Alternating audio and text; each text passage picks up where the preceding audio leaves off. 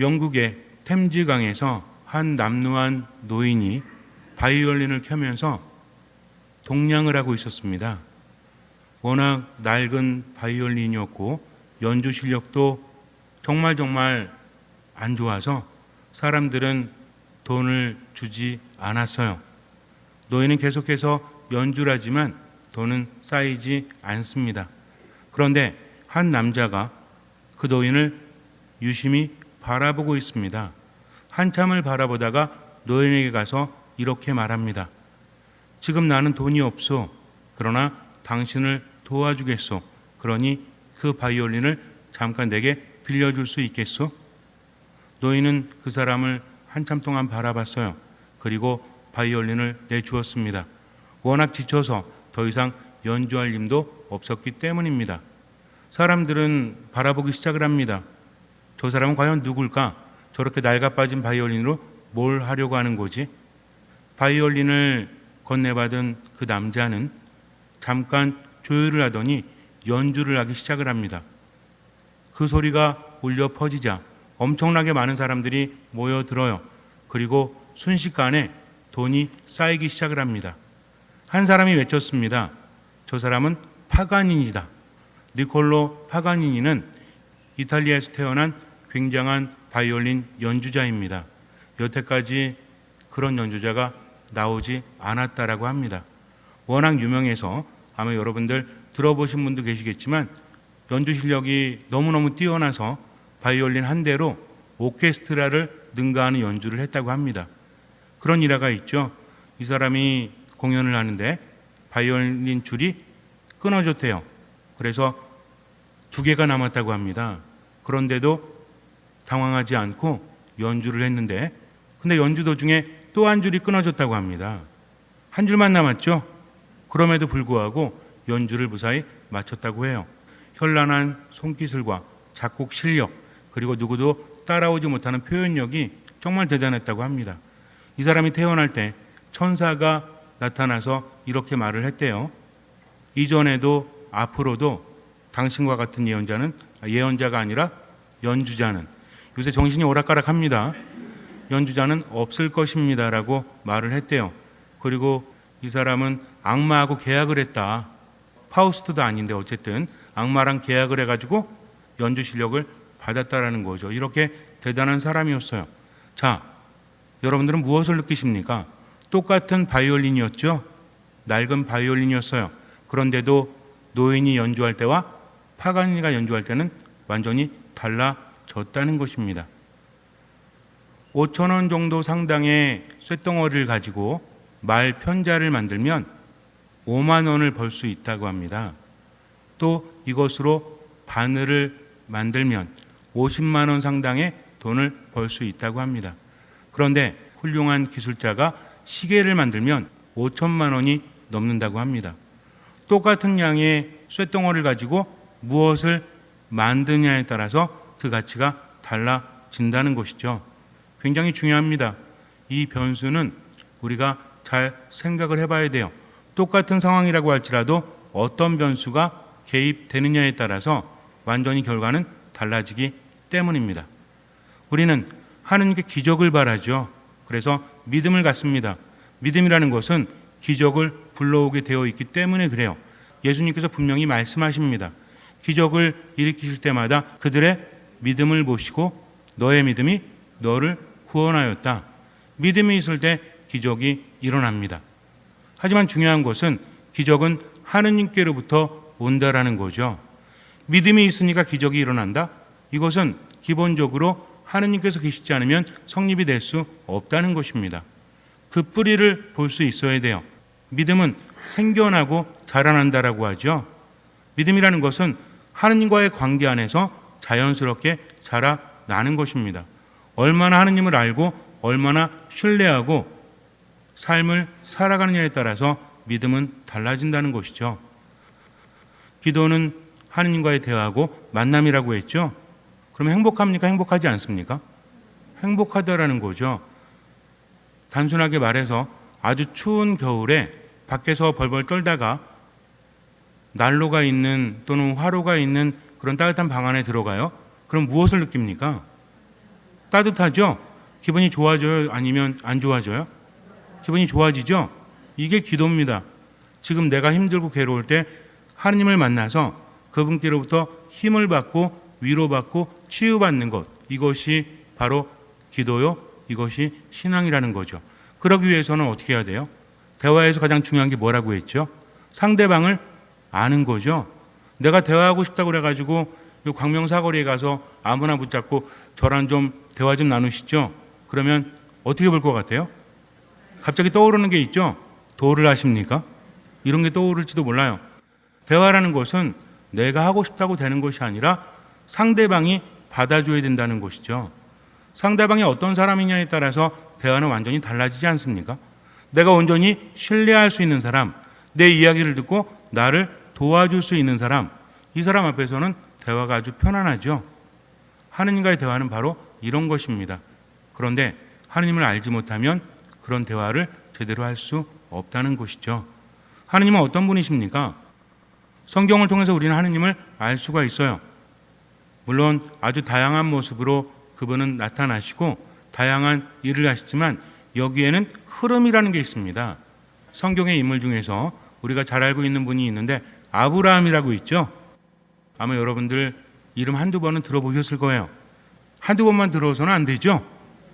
굉장히 유명한 분이기 때문에. 그래서 아브라함은요, 우리 그리스도교뿐만 아니라 유대교 사람들, 유태인들, 그리고 이슬람 사람들도 조상으로 여기는 그런 분이에요. 정말 대단합니다. 하지만 처음부터 대단하지 않았어요. 75세 때 하느님의 부르심을 받게 됩니다. 75세 정도 되면 어때요? 그리 많은 나이는 아니죠? 아직 청춘이죠? 우리 어르신들 안 그래요? 75세는 아직 청춘이잖아요. 하지만 75세 정도 되면 많이 움직이고 싶어 합니까? 아니면 안주하고 싶어 합니까? 안정을 찾아요? 아니면 뭔가 모험을 찾아요? 안정을 찾게 되죠. 그래서 70세가 넘으면 이사 간다는 것도 상당히 부담스럽지 않아요?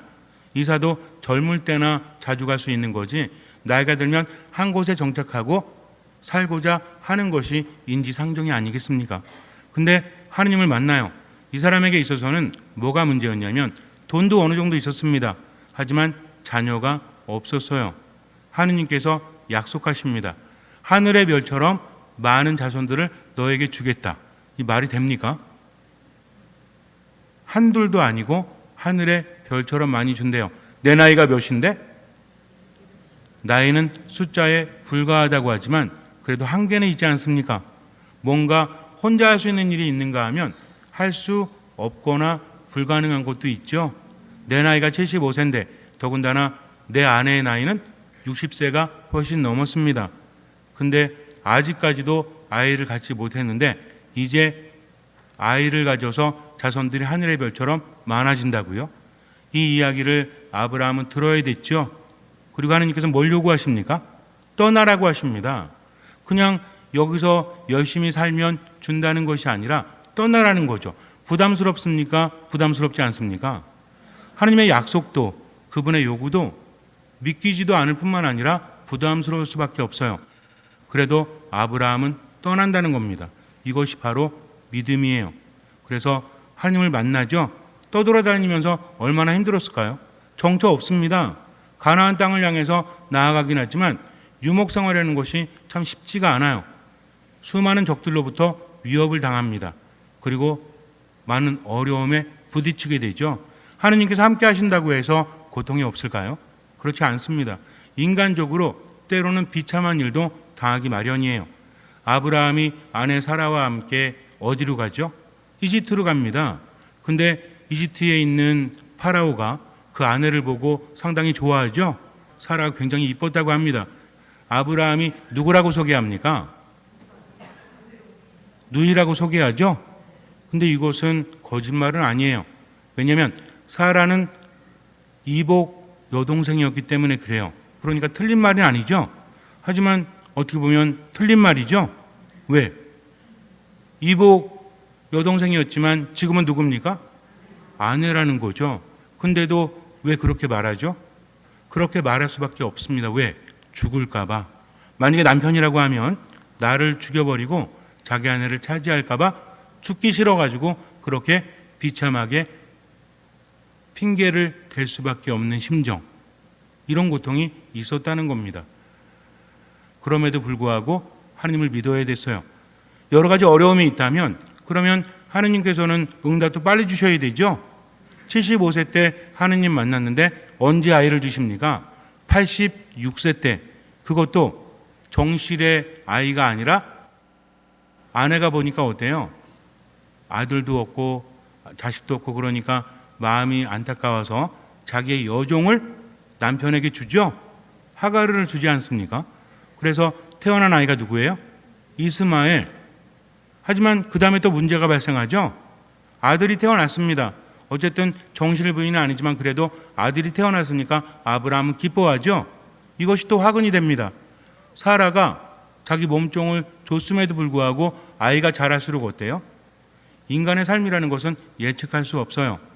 자기의 몸종이었던 여인이 남편의 사랑을 독차지하면서 자꾸만 거슬립니다. 시기, 질투가 생겼다는 거죠. 그래서 어떤 일이 벌어지죠? 결국은 하가르와 이스마엘은 쫓겨나게 되죠. 그리고 나서 나중에 정실 부인을 통해서 이삭이 태어나는데 이게 몇 살이에요? 100살 때입니다.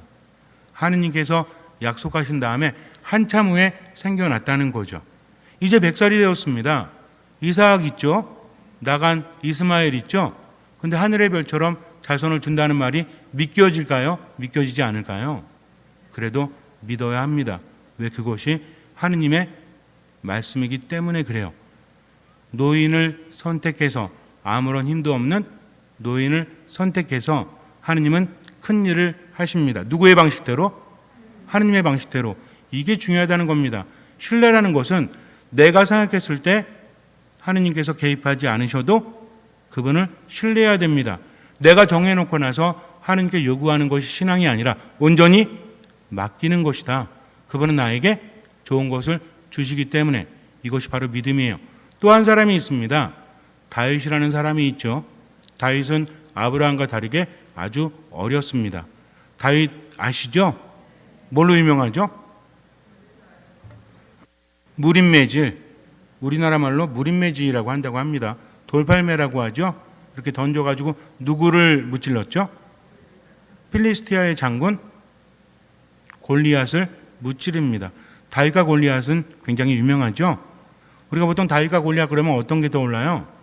다윗은 아주 영민한 청년이었고 골리앗은 멍청한 덩치만 큰 그런 군인이었다고 생각하는데 그렇지 않습니다. 골리앗의 키가 3m에 가까웠다고 그래요. 약간 과장된 게 있겠죠. 덩치가 엄청 컸을 겁니다. 근데 이 사람은 그냥 병사가 아니었습니다. 직책이 뭐였어요? 장군이었다는 거죠. 필리스티아 군들을 이끄는 사람이었습니다. 머리가 좋았을까요? 나빴을까요? 좋을 수밖에 없어요. 경험도 풍부합니다. 근데 다윗이 무림매질을 해서 골리앗을 죽였다? 어쩌면 이렇게 생각할 수 있습니다. 칼도 아니고 창도 아니고 활도 아니고 돌팔매예요. 생전 처음 보는 거에 맞아 죽죠? 그러니까 이거는 처음 보는 거에 놀라서 죽었다라고 말할 수 있겠지만 그렇지 않습니다. 왜냐하면 당시에 군 편제를 보면 무림매를 던지는 병사들도 있었기 때문에 그래요. 뭐 궁병이라든지 창병이라든지 건병만 있었던 것이 아니라 돌팔매하는 병사들도 있었다. 골리앗은 알았다는 겁니까? 몰랐다는 겁니까? 알았다는 거죠. 그럼에도 불구하고 어떻습니까? 결국 한 방에 가죠. 왜? 재수가 없어가지고? 아닙니다. 하느님께서 함께 하셨기 때문에 그래요. 수많은 병사들이 있고 앞에 골리앗이 있어요. 그럼 그 앞에서 딱 섰을 때 다윗이 어땠을까요? 다리가 후들후들 걸렸을 거예요. 우리가 가끔 축구 경기라든지 아니면 뭐 권투 경기라든지 텔레비전 같은 걸 볼 때는 답답하죠? 실제로 해보셨어요? 뭐 운동선수 출신 분들은 아시겠지만 실제로 해보면 장난이 아닙니다. 내가 보는 것과 실제 하는 것은 다르다는 거죠. 이거는 우연히 일어날 수 없는 일이다. 누가 함께 하셨기 때문에? 하느님께서 함께 하셨기 때문에. 인생 역전이 됐죠? 다윗은 어떤 사람이었습니까? 아버지도 인정하지 않았어요. 왜? 너무 어리니까. 8대 중에 막내였죠? 나이를 추정해 보니까 15 정도 됐다. 그러니까 아버지가 볼 때는 뭐예요? 아직 한참 어린 거죠. 근데 이런 아이가 왕이 된다니 말이 됩니까? 말이 되지 않아요. 다윗은 존재감이 별로 없었다는 얘기예요. 그런데 다윗이 그렇게 큰일을 했다. 왜 그랬습니까? 하느님께서 함께 하셨기 때문이죠. 보이는 것 이면의 것을 봐야 합니다. 그러면 다윗은 인생 역전이 됐죠? 그 다음부터 편안했을까요? 그렇지 않았습니다. 왜냐하면 여인들이 외칩니다. 사울은 수천을 치고 다윗은 수만을 치셨네 하면서 칭송하죠. 다윗 때문에 전쟁에서 이기지 않았습니까? 하지만 사울은 불편했죠. 왜 불편해요? 왕인 나는 수천을 쳤는데 어린 다윗은 수만을 쳤다고 하니까 어떻습니까? 기분이 안 좋을 수밖에 없죠. 이때부터 다윗의 고통이 시작됩니다. 사울이 아끼고 사랑하다가 죽이려고 합니다. 그래서 도망가요. 수없이 죽을 위험을 넘기게 됩니다. 그러면서 다윗은 성장하게 되죠. 여러분들 무엇을 느끼십니까? 하느님께서 뽑으셨다고 할지라도 고통은 사라지지 않습니다. 하지만 그 고통 가운데서 하느님께서 함께 하신다는 거죠. 아브라함이 그 늙은 나이에 하느님의 부르심을 받고 정말 고생했다. 이것이 아닙니다. 고생하는 동안 누가 함께 하셨다? 하느님께서 함께 하셨다는 거죠. 고통만 있는 것이 아니라 함께 하신 하느님을 바라봐야 합니다. 이것이 신앙이라는 거죠. 그렇다면 우리는 삶의 고통 가운데서 어떻게 해야 돼요? 하느님 믿는데 왜 고통이 있습니까? 여기서 바뀌어야 한다는 거죠. 고통 중에 하느님을 만나야 합니다. 그러면 그 고통의 의미가 달라지기 때문에 그래요. 하느님을 만나면 보는 눈이 달라지고 듣는 귀가 달라집니다. 그러면서 뭐가 달라져요? 새롭게 보고 새롭게 들으니까 뭐가 달라집니까? 행동이 달라지고 삶이 달라진다는 거죠. 이게 신앙이에요. 그래서 믿음에는 무엇이 따릅니까? 실천이 따를 수밖에 없다는 거죠. 그냥 외우란 이야기가 아닙니다. 내가 믿는다면 믿음은 하느님과의 관계라고 했죠. 우리도 누구랑 함께 하느냐에 따라서 달라집니까? 아니면 같아집니까? 같으세요? 엄마랑 있든 아빠랑 있든 애인이랑 있든 원수랑 있든 똑같으세요? 그렇지 않습니다. 왜 그래요? 마음이 달라지기 때문에 그래요. 보는 게 다르기 때문에 그래요. 듣는 게 다르기 때문에 그렇다는 거죠. 그래서 신앙이란 무엇이다? 하느님과 함께 지금을 살아가는 거다. 그 하느님은 어떤 분이십니까? 기적을 일으키신다. 근데 어떤 기적? 작은 것을 통해서 큰 것을 일으키시는 분, 불가능한 상황에서 가능함을 이끌어 내시는 분. 예수님 뭐라고 하십니까? 인간에겐 불가능하지만 하느님께는 모든 것이 가능하다. 그래서 구약과 신약은 함께 통일이 됩니다. 예수님께서 그렇게 알려주셨기 때문에 그래요. 예수님은 끊임없이 하느님을 알려주십니다. 그러면서 하느님께 의지하고 하느님 안에 머물러라. 하지만 누굴 통해서? 예수님을 통해서 하느님께 갈 수 있다는 거죠. 왜 그렇습니까? 예수님이 하느님이시기 때문에 그래요. 기적에는 이러한 코드가 숨겨져 있습니다. 하느님의 기적은 다양하지만 일맥상통한다는 거죠. 오늘 또 복음 안에서 기적이 일어나죠. 어떤 기적이 일어납니까? 5,000명을 먹이시는 기적. 굉장히 유명하죠. 오병이어의 기적이라고 합니다. 마태복음을 보면 5,000명을 먹이신 기적과 4,000명을 먹이신 기적이 있죠. 예수님께서 측은해 하십니다. 그들이 지쳐서 쓰러질까 봐 너희들이 먹을 것을 주어라 라고 하십니다. 제자들이 뭐라고 하죠? 우리요 예수님과 저희가 먹기에도 부족합니다. 왜? 빵 5개와 물고기 2마리뿐이 없기 때문에 그래요. 그런데 예수님께서 뭐라고 하시죠? 야 유다 어디 갔어? 재정을 책임지는 유다. 너 빵 5개와 물고기 2마리뿐이 없어? 안 사놨어? 그렇게 말합니까? 지금처럼 죄가 좀 있어가지고 여기 사거리 가서 사올 수 있는 거예요? 그렇지 않습니다. 미리 준비해 놓아야 한다는 거죠. 근데 빵 5개와 물고기 2마리만 남았어요. 예수님께서는 어떻게 하십니까? 그것을 가져오너라 하면서 하늘을 우러러 찬미를 드리시죠.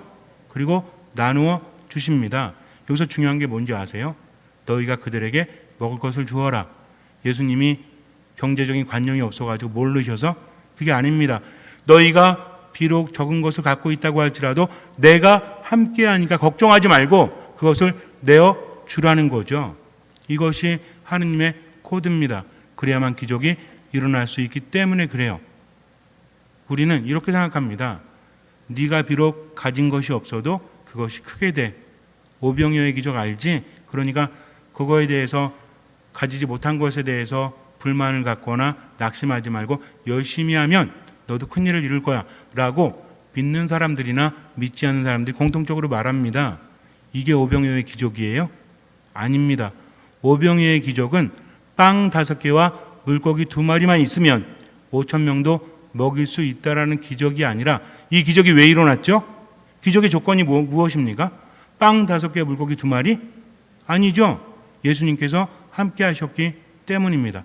아브라함도 다윗도 또 예수님의 제자들도 누가 함께 하셨기 때문에? 하느님께서, 예수님께서 함께 하셨기 때문에 기적이 일어난다는 것이죠. 내가 아무리 열심히 한다고 할지라도 하느님께서 계시지 않으면 아무 의미가 없을 수도 있어요. 믿음이라는 것은 무엇입니까? 하느님은 눈에 보이지 않지만 그분을 신뢰하기 때문에 내가 지금 최선을 다하는 거죠. 나는 보잘것 없습니다. 죄가 많아요. 능력도 없어요. 그래도 포기하지 않는 것은 내가 보잘것없는 작은 존재지만 나를 통해서 큰일을 하시는 하느님을 신뢰하기 때문입니다. 이런 믿음이 기적을 일으킨다는 거죠. 그럼 우리는 어떻게 해야 돼요? 하느님 믿고 최선을 다하는 거죠. 감사하면서 지금은 살아갑니다. 얼마나 머리가 복잡합니까? 삶에는 흐름이 있고요. 나는 그것을 알기 때문에 그래요. 예전에 나는 이랬는데 나아질 수 있을까? 라는 생각이 왜 안 들어요? 당연히 듭니다. 내 상처가 얼마나 큰데 과연 그럴 수 있을까? 내가 바라는 것과 살아가는 게 너무 다르지 않아요? 나도 그러고 싶어요. 근데 그게 되지 않습니다. 이럴 때는 절망이 나를 찾아오죠. 그럼에도 불구하고 우리는 어떻게 해야 돼요? 그분을 믿어야 합니다. 그리고 지금을 살아야 한다는 거죠. 그래서 믿음이라는 것은 마음 안에만 있는 것이 아니라 삶으로 드러나는 겁니다. 믿음의 실천이라는 건 이런 거예요. 그냥 내가 믿기 때문에 자선을 베풀고 내가 믿기 때문에 뭘 한다. 이런 개념도 있지만 더 중요한 건 무엇입니까? 내가 하느님을 믿기 때문에 최선을 다하는 거죠. 나머진 그분께 맡깁니다. 이것이 바로 인생이라는 거죠. 혹시 죄가 많아서 자꾸만 불안하십니까? 그래도 하느님 믿으세요. 그분은 자비로우신 분이기 때문입니다. 나를 나보다 더 잘 아시고 나를 나보다 더 사랑하시기 때문에 그래요. 그러니까 과거에 묶여 있지 말고 지금 하느님께서 나에게 무엇을 바라시는지 어떤 마음으로? 듣는 마음으로 살아가야 됩니다. 이렇게 안 되면요 계속 마음은 무거워져요. 하느님을 믿는다면 지금 자유롭게 살아갈 수 있어야 합니다. 왜요? 오늘 독서에서 말하죠. 뭐라고 합니까? 무엇이 우리를 그리스도의 사랑에서 갈라놓을 수 있겠습니까? 내가 사랑하기 때문이 아닙니다. 그분이 나를 사랑하시기 때문이죠. 환난입니까? 역경입니까? 박해입니까? 굶주림입니까? 헐벗음입니까? 위험입니까? 칼입니까? 우리는 우리를 사랑해 주신 분의 도움에 힘입어 이 모든 것을 이겨내고도 남습니다. 나는 확신합니다. 죽음도 삶도 천사도 권세도 현재의 것도 미래의 것도 권능도 저 높은 곳도 저 깊은 곳도 그 밖에 어떤 피조물도 우리 주 그리스도 예수님에게서 드러난 무엇에서 하느님의 사랑에서 우리를 떼어놓을 수 없습니다. 얼마나 행복한 말이에요. 그분께 돌아만 오면 아무도 우리를 떼어놓을 수 없다는 거죠. 나도 포함되는 겁니다. 그러니까 하느님께 온전히 믿음을 두고 살아간다면 이 작은 나를 통해서 많은 것들을 일으키십니다. 나를 통해서 가정을 변화시키세요. 나를 통해서 모든 것들을 바꾸어 놓습니다. 하지만 필요한 게 뭐라고요? 믿음이라고요. 내 삶이 보잘것없어도 낡은 바이올린이 파가니니의 손에 들어갔을 때 엄청난 곡이 연주되지 않습니까? 쇳덩어리 한 덩어리가 50만 원의 가치를 지닐 수도 있고요. 5천만 원의 가치를 지닐 수도 있습니다. 누구의 손에 들어가느냐? 잠시 눈을 감으세요. 내 삶이 보잘것없고 내 삶이 절망적일지라도 하느님께는 모든 것이 가능합니다. 그러니 그분께 맡기십시오. 중요한 게 있습니다. 하느님께 맡겼다면 듣는 마음으로 살아가야죠. 성당에 오고 말씀을 묵상하고 기도하면서 가장 중요한 게 뭡니까? 하느님과의 만남이죠. 어떤 사람이 하느님 만나죠? 겸손하게 듣는 사람이에요. 그분의 말씀을 듣고 지금을 살아가는 사람이에요. 과거의 상처도 미래에 대한 불안이나 두려움도 나를 어쩌지 못합니다. 자꾸 머리 복잡하게 생각하지 마세요. 하느님과 함께 묵상하세요. 듣고 지금을 살아가십시오. 그저 지금만 살아가세요. 모든 것을 맡기고 주님의 도우심을 청하세요. 주님께서는 그 믿음을 보시고 우리 삶에 놀라운 기적을 일으켜 주실 것입니다. 아멘.